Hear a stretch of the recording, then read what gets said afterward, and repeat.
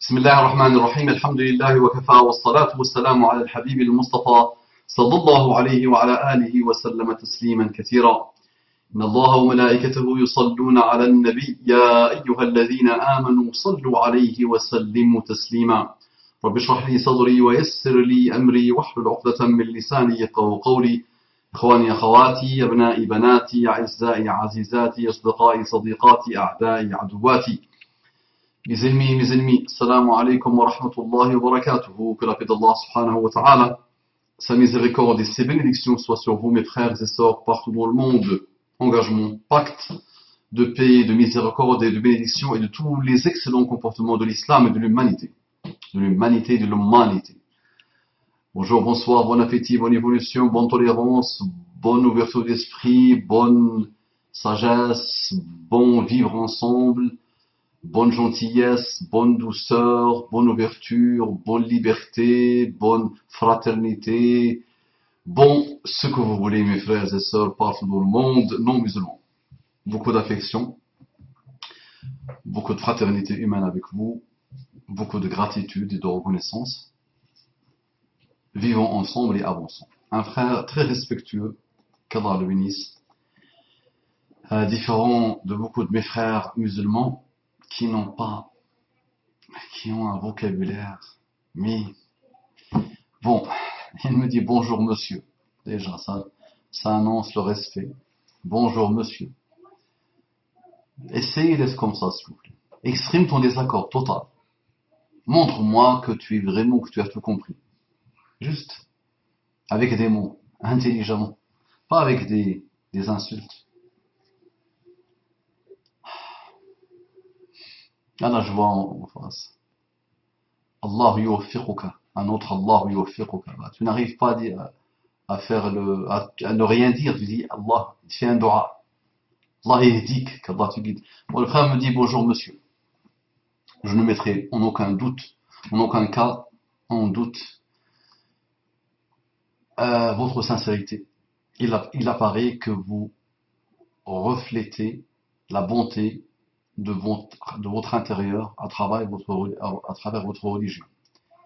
Et j'arrive pas à lire.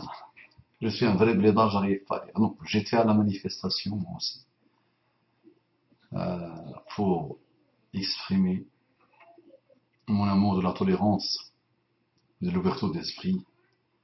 Donc c'était très fatigant, très fatigant, vraiment, très fatigant. Alhamdulillah. Et je monte direct, j'ai mangé un peu, et je monte direct pour essayer d'échanger avec vous et d'avancer avec vous. Donc je répète, je ne mettrai en aucun doute votre sincérité. Il apparaît que vous reflétez la bonté de votre intérieur à travers votre religion. Et cela est sain. Mais je voudrais quand même vous signifier un point, dont la masse assez brouillonne, vu la quantité du corpus islamique. Le Coran en tête, il est parfaitement justifiable de commettre ces actions. Je m'explique. Donc oui, il y a eu beaucoup de travaux, beaucoup d'études, beaucoup d'écrits, beaucoup de choses énormissimes, incomparables avec tout ce qui s'est passé avant l'avènement de l'islam et après l'avènement de l'islam. Oui. Il y a beaucoup, une infinité de choses écrites par les savants, par les réformateurs, par beaucoup de gens depuis la mort de Muhammad sallallahu alayhi wa sallam. Non. Donc le frère en humanité me dit qu'il est parfaitement justifiable de commettre ces actions. Et là, je ne suis pas d'accord. Mais il s'explique, et après je vais être d'accord. Donc là, sur cette phrase-là, je ne suis pas d'accord, mais avec l'explication, je suis d'accord. Sur l'explication, on va s'expliquer nous-mêmes, Inch'Allah. Je me suis renseigné sur ces personnages. Al-Awlaqi et toute sa bande de djihadistes occidentaux. Akfa. Leur logique est parfaitement claire et limpide. Ils sont en état de guerre. Une guerre menée contre les pays occidentaux. Mais comme il l'explique clairement, et avec raison pour le coup, 2 points, les Occidentaux sont venus tuer des millions de civils dans les pays musulmans. De fait de leur état de guerre, ils sont, selon les hadiths prophétiques et selon le Coran, dans une situation très particulière en termes de législation. En temps de guerre, le Coran appelle clairement, entre parenthèses, et ça n'a rien d'étonnant, au meurtre de l'adversaire. De même pour les hadiths, qui donnent de multiples exemples qui légitiment le meurtre des civils innocents. De même pour les hadiths qui donnent de multiples exemples qui légitiment le meurtre des civils innocents, encouragent le meurtre de masse par une personne isolée, etc. Sans compter les théologiens, comme Ibn Taymiyyah, qui viennent nous expliquer clairement pourquoi le djihad décrérait, je sais pas, pourquoi le djihad est sanguinaire, pourquoi le djihad, un adjectif, est sanguinaire, doit être le quotidien de tout musulman. Mon but est simplement de dire que, malheureusement, leur point de vue est justifiable par rapport à ces écritures. Là, non. Non, Habibi. Pas besoin de beaucoup de corpus, pas besoin de tonnes de livres, pas besoin de tonnes de blabla. Il faut comprendre une chose simple. Allah subhanahu wa ta'ala.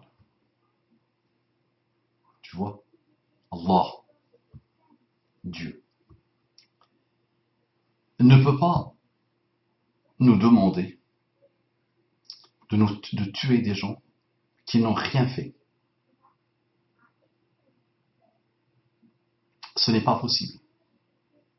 Juste ta condition humaine te fait dire que c'est mauvais, c'est répugnant, c'est bas, c'est malsain de trahir la confiance de gens et de les tuer par lâcheté. Par lâcheté. Juste n'importe quel humain, dans n'importe quelle structure, et même dans les temps anciens, où le sabre faisait la loi, la force faisait la loi, même dans les codes d'honneur des époques les plus lointaines, d'accord? Les époques où il n'y avait même pas cette notion de lien avec Allah subhanahu wa ta'ala. Quelqu'un qui fait ça, lâchement, et il tue des innocents, lâchement, ça a toujours été mauvais, bas, répugnant pour l'humain, qui est extraordinairement limité. Imagine quand on parle d'Allah. Tu me parles de Ibn Taymiyyah. Et tu m'as parlé du Coran et de la Sunna. Je commence par Ibn Taymiyyah. Tu ne peux pas me faire dire à moi, ou me faire expliquer à moi, qu'une parole d'Ibn Taymiyyah, qui vient de son ijtihad, donc Ibn Taymiyyah, c'est un énorme savant. C'est un énorme savant. Mais tu ne veux pas me dire à moi qu'une parole à lui, qu'un avis juridique à lui, qu'un ijtihad, un effort intellectuel à lui, par rapport à son contexte à lui, vient s'expliquer à mon époque, à moi. Donc ça, c'est le plus simple des musulmans qui a un minimum de neurones islamiques et de compréhension islamique, tu le diras. D'accord. Maintenant, tu me parles du Coran. Prends le Coran. Étudie-le. Et trouve-moi dedans ce qui m'autorise à tuer des gens innocents, lâchement, vraiment, avec une traîtrise maximale, avec une bassesse maximale. Trouve-moi ça dans le Coran. Trouve-moi un texte clair, s'il te plaît, qui l'autorise. Trouve-moi un comité de fatwa dans le monde. Donc, pour comprendre le Coran, n'importe quelle personne trouvera son bonheur dedans. Quelle qu'elle soit. La plus intelligente, la plus imbécile, chacun trouvera, quel qu'il soit, quel que soit son statut social, son niveau culturel, son niveau intellectuel, son niveau scientifique, trouvera apaisement et trouvera bonheur dans le Coran à partir du moment où il prend le Coran avec un minimum de sincérité. Et je parle du Coran qui est la parole d'Allah, en arabe littéral. L'interprétation est une chose qui aide des gens à découvrir, mais ça reste une interprétation humaine. Ce n'est pas la parole d'Allah. Donc maintenant, trouve-moi, s'il te plaît, quelque chose qui autorise clairement. Mais au-delà de ça, pour pouvoir comprendre le Coran, il faut des conditions. Pour comprendre, pas le Coran, pour sortir l'ijtihad, l'effort intellectuel, sur des points extraordinairement sensibles, extraordinairement critiques, qui sont tuer quelqu'un, qui sont supprimer la vie, qui sont, là, à ce moment-là, mon ami, il faut nos savants, qui vont étudier, qui maîtrisent parfaitement l'arabe littéraire, qui ont atteint des niveaux très élevés, d'accord, dans beaucoup de sciences, et qui vont faire des ijtihads par rapport à tous les ijtihads d'avant, pour sortir la fatwa suivante, l'avis juridique suivant, d'accord, et ils se réunissent même pas, Habibi, pour dire est-ce qu'elle est autorisée ou pas de tuer, d'accord. La question ne se pose même pas. Les comités de fatwa de par le monde, d'accord, et tout au long de l'histoire musulmane, avant il n'y avait pas de comité de fatwa, avant il y avait des savants, d'accord, ils vont pas se réunir pour dire on va tuer quelqu'un d'innocent.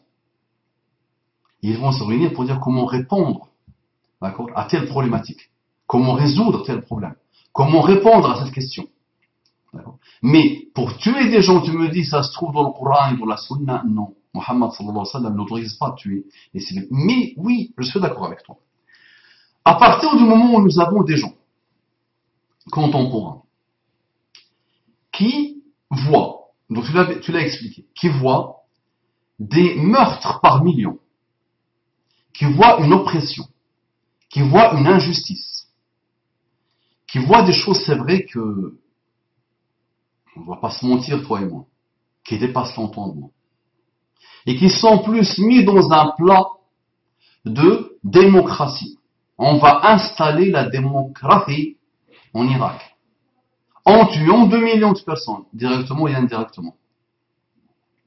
On doit répondre à une attaque, nous les démocrates, qui a ôté la vie à 2800, 2900 personnes. On va raser un pays. Nous sommes les démocrates, machallah. D'accord. C'est vrai que la vie de l'Européen et la vie de l'Américain vaut toutes les choses bonnes du monde. Ça a une valeur infinie. C'est vrai. Donc on va pleurer, on va manifester, on va faire monter les sentiments. On va jouer sur ça. On va faire des montages. On va faire de la romance. On va manipuler, directement et indirectement, sur une âme européenne qui a été tuée. Une âme américaine qui a été tuée. C'est vrai. Mais on ne saura jamais, et on ne fera jamais de même, on ne dira jamais rien de ces morts par millions. D'accord? Qui sont souvent expliqués par la cupidité européenne et américaine. Qui sont souvent expliqués par cette volonté d'hégémonie, d'imposer un modèle, de piquer les richesses, de vampiriser les richesses des pays arabo-musulmans. Donc, en réaction à cette injustice infinie, il y a un engrenage qui s'installe.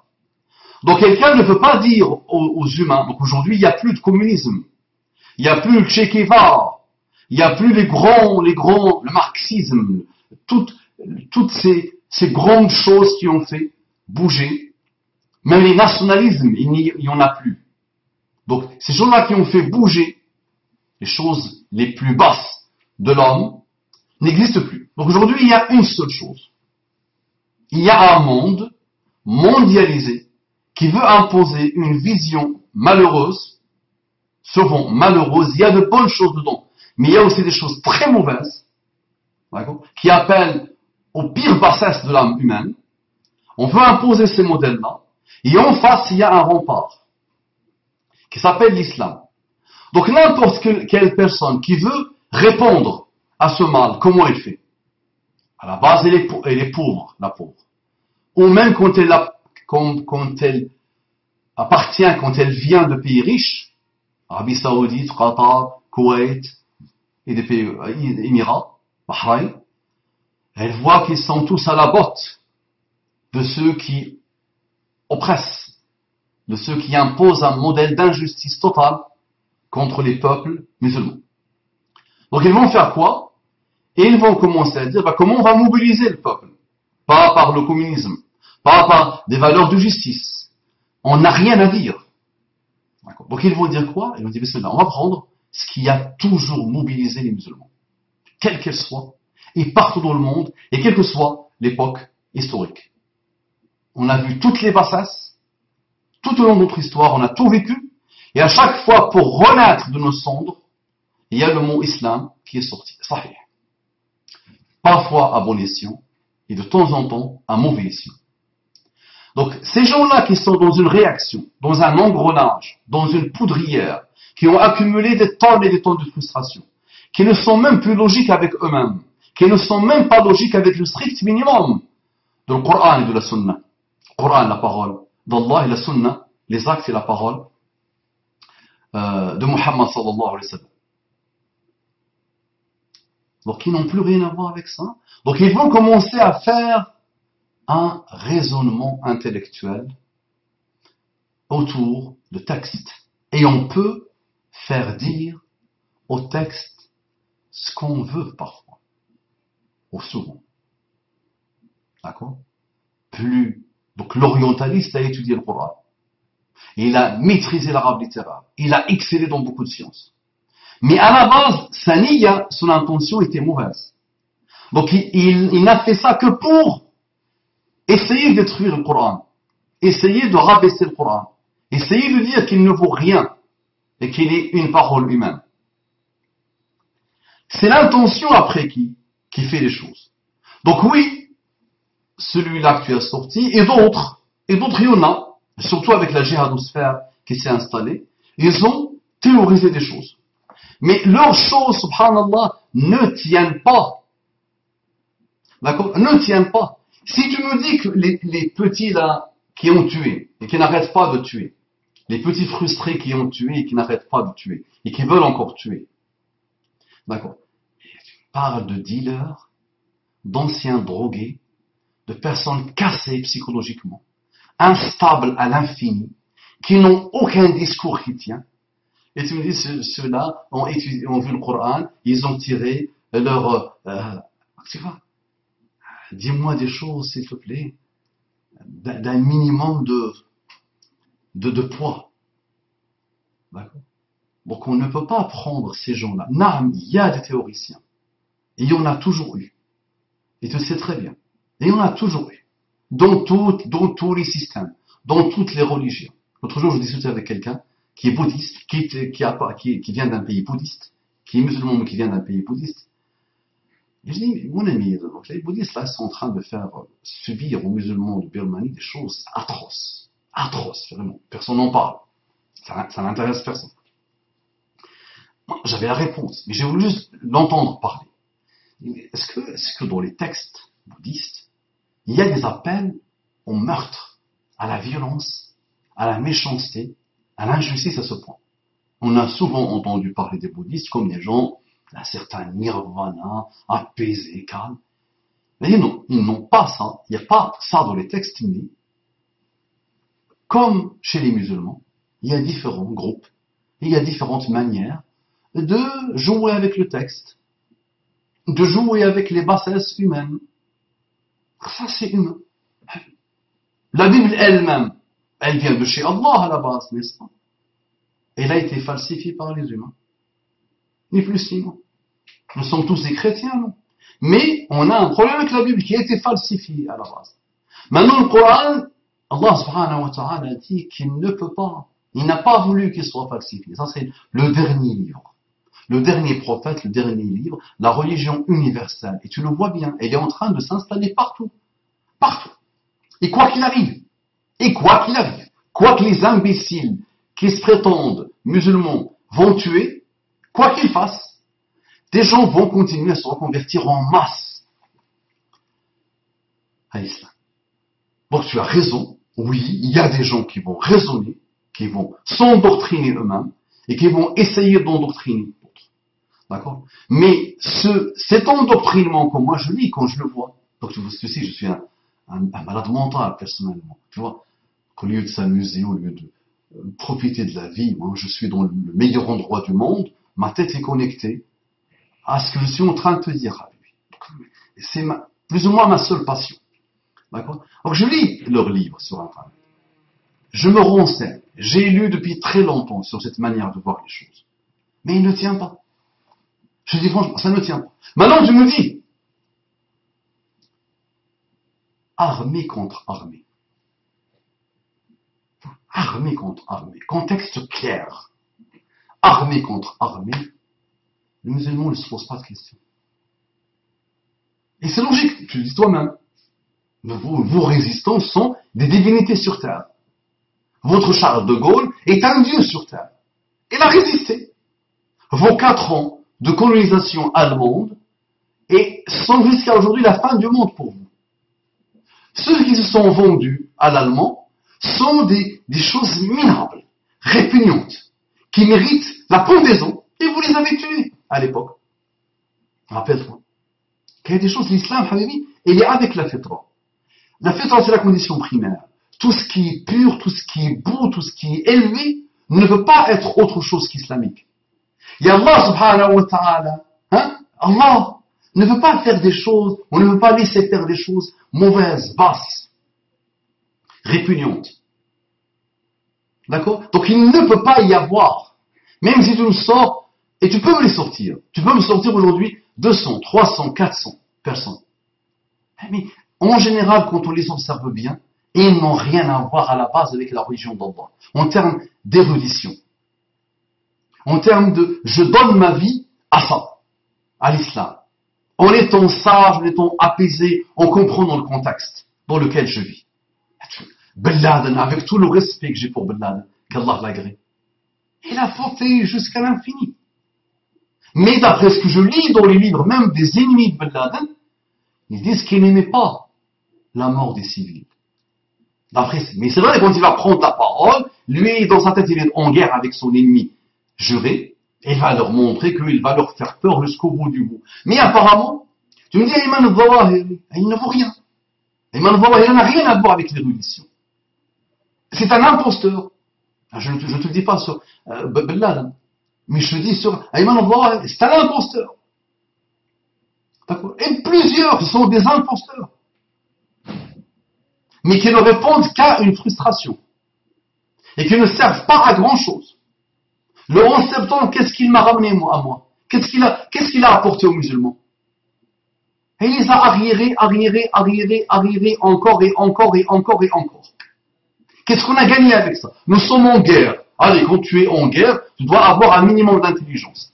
L'assassinat des journalistes de Charlie Hebdo, l'assassinat des policiers, l'assassinat des juifs, est-ce qu'il a rapporté aux musulmans et à l'islam, ou est-ce qu'il a ravagé les musulmans? Qu'est-ce qu'il a apporté? Il a apporté à Charlie Hebdo, journal à l'agonie, qui n'intéressait personne, d'accord, qui avait la haine et le mépris de la majorité écrasante des Français. Aujourd'hui, ça va être une expérience que les États-Unis eux-mêmes, qui respectent un peu les religions et qui n'aiment pas trop écrire sur les religions par principe ou faire la satire sur les religions, les États-Unis vont commencer à s'intéresser à l'expérience Charlie. Et Charlie devient le summum du summum. On a soudé l'humanité autour de Charlie Hebdo. Masha'Allah. Même en guerre, Habibi, Allah subhanahu wa ta'ala nous demande d'être intelligents. Maintenant, je vous dis, l'assassinat des civils, je donne un code. Qu'aucune école au monde, les meilleures écoles du monde, ils resteront jusqu'à la fin des temps. Les meilleurs systèmes du monde, ils ne pourront pas le faire. Ils ne peuvent pas l'imaginer. Imagine, Mohammed sallallahu alayhi wa sallam, il y a 1400 ans, dit, en période de guerre, Habibi, ça veut dire clair direct, guerre directe, direct, où il n'y a pas de doute, où il n'y a pas de contexte, où il n'y a pas des choses douteuses, d'accord? Et Nabi sallallahu alayhi wa sallam, le prophète, il nous dit Da' ma yuribuka ou da' ma yuribuka ila ma la yuribuka. Ou ma la yuribuk. Laisse les choses douteuses vers les choses non douteuses. Là, c'est clair, armée contre armée. Mon armée avance, l'armée ennemie avance. Je n'ai pas le droit, moi, armée musulmane, de tuer une femme, de tuer un enfant, de tuer un vieillard, de faire mal à un vieillard, de tuer un homme d'église, de tuer un homme de synagogue, de tuer, de mutiler, de brûler. Je n'ai pas le droit de déraciner un arbre. Tu as déjà entendu ça? Et là, ce sont des tonnes de textes. Des tonnes de textes. Et tu as en même temps la biographie du prophète sallallahu alayhi wa sallam, qui était un Coran. Si tu veux voir un Coran marcher, c'était le prophète Muhammad sallallahu alayhi wa sallam. Il y a une infinité de choses qui invitent à la tolérance, à la douceur, à la bonté, à l'intelligence, à toutes les bonnes choses finalement. Alors tu me dis, guerre. L'islam nous invite aussi à être même dans une guerre au minimum intelligent. Et Muhammad sallallahu alayhi wa sallam a passé 10 ans, il a tout subi. Et il a tout subi. Qu'est-ce qu'on a subi en France? Qu'est-ce que nous avons subi en France? Les gens nous respectent. Les gens nous aiment bien. Ah oui, il y a des racistes. Partout, il y a des racistes. Et dans les pays dits musulmans, alors qu'ils n'ont rien à voir avec l'islam, le racisme est une divinité. Je te dis, moi, je viens de ça. Je viens de ces pays. Ils sont racistes à mort. Parce qu'ils sont éloignés de l'islam. D'accord? Donc, Muhammad sallallahu alayhi wa sallam, 10 ans, il n'a pas été autorisé à prendre des armes, alors qu'il a vu mourir ses compagnons, alors qu'il a vu mourir sa famille, alors qu'on a massacré ses compagnons, alors qu'on l'a massacré, alors qu'on lui a imposé un embargo de 3 ans, 3 ans, un embargo total, jusqu'à ce que ses compagnons, ils mangeaient les herbes, les plantes, les feuilles. Imagine 3 ans, 365 jours fois 3. Imagine ça. Et malgré ça, il n'a pas eu l'autorisation de prendre les armes. Habibi, quand tu veux étudier l'islam, étudie-le profondément. Et sois toujours juste et honnête quand tu l'étudies. Et quand tu parles d'une notion qui s'appelle Dieu, Allah, dis-toi, moi, l'humain, qui pue. Je trouve des choses infaisables. Donc je peux être, moi, plus malin que Allah qui m'a créé. Juste celle-là est une aberration. Donc je trouve, moi, que assassiner des innocents est une aberration totale, est un contresens, est un non-sens. Il y a quelque chose d'extraordinairement mauvais et bas. Et moi-même, un humain qui pue, je le pense. Et donc je pense qu'Allah ne peut pas penser à ça. Ou je peux, moi, être meilleur, être supérieur qu'Allah par rapport à ce type de choses. Mais je dis aussi en même temps que tes amis, de la liberté, de la fraternité, de la démocratie, massacre des familles et des familles et des familles. Le monsieur que tu as cité, celui qui a étudié, il est né en Amérique, il est aux États-Unis, et il est parti, et il a passé quelque temps en Angleterre, puis il est parti à l'Aoulaqi, ce Aoulaqi-là, qui a peut-être inspiré les tueurs de Charlie et des policiers, des juifs. L'Aoulaqi, qu'est-ce que je voulais dire par rapport à lui? J'ai oublié ce que je voulais dire par rapport à ce monsieur. Non, les forces du bonheur, là, les États-Unis, l'Europe et tout ça, et surtout les États-Unis actuellement, et même l'Europe de temps en temps, quand ils ont voulu le tuer, qu'est-ce qu'ils ont fait? Ils ont envoyé un drone, et ils l'ont détruit, mais avec lui, il y a eu des morts, des hommes et des femmes et des vieillards, et des gens innocents.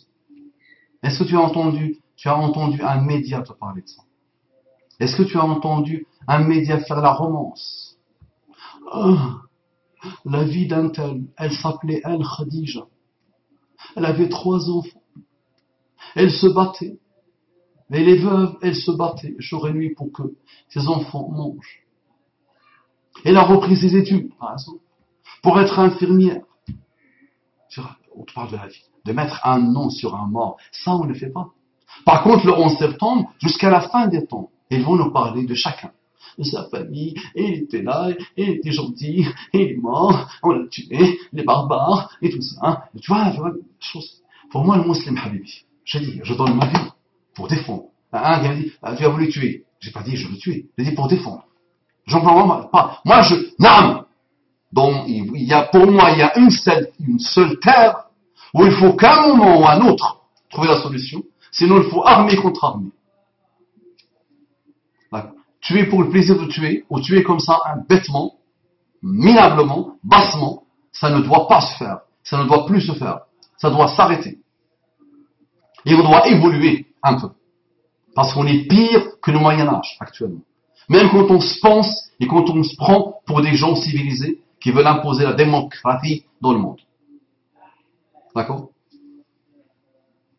Assalamu alaikum wa rahmatullahi wa barakatuh.